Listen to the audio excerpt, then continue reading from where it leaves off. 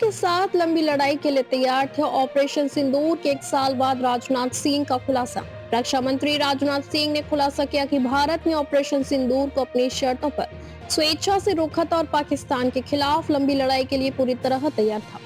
रक्षा मंत्री राजनाथ सिंह ने गुरुवार को कहा कि भारत ने ऑपरेशन सिंदूर को अपनी शर्तों पर स्वेच्छा से रोका था और जरूरत पड़ने पर पाकिस्तान के खिलाफ लंबी लड़ाई के लिए पूरी तरह तैयार था।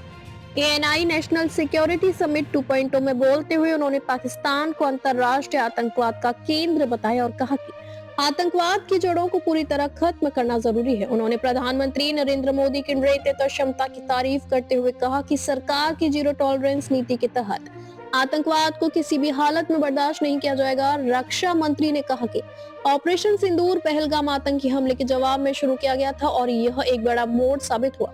इससे दुनिया को संदेश दिया गया कि भारत अब सिर्फ बयान देने तक सीमित नहीं रहेगा। उन्होंने कहा कि भारतीय सेना ने हमले के दौरान केवल उन ठिकानों को निशाना बनाया जहां से आतंकवादी गतिविधियां चल रही थी। राजनाथ सिंह ने यह भी स्पष्ट किया कि ऑपरेशन इसलिए नहीं रोका गया क्योंकि भारत कमजोर पड़ा, बल्कि यह फैसला पूरी तरह स्वेच्छा से और अपनी शर्तों पर लिया गया था। उन्होंने बताया कि भारतीय सेना की क्षमता पहले से ज्यादा मजबूत हुई है और जरूरत पड़ने पर तेजी से अपनी ताकत बढ़ाने की क्षमता भी मौजूद है। रक्षा मंत्री ने कहा कि भारत को परमाणु हमले की धमकी भी दी गई थी, लेकिन देश ने इसे गंभीरता से नहीं लिया और किसी दबाव में नहीं आया। उन्होंने कहा कि भारत का सैन्य तंत्र शांति के समय ही नहीं बल्कि युद्ध के दौरान भी तेजी से संसाधन जुटाने में सक्षम है।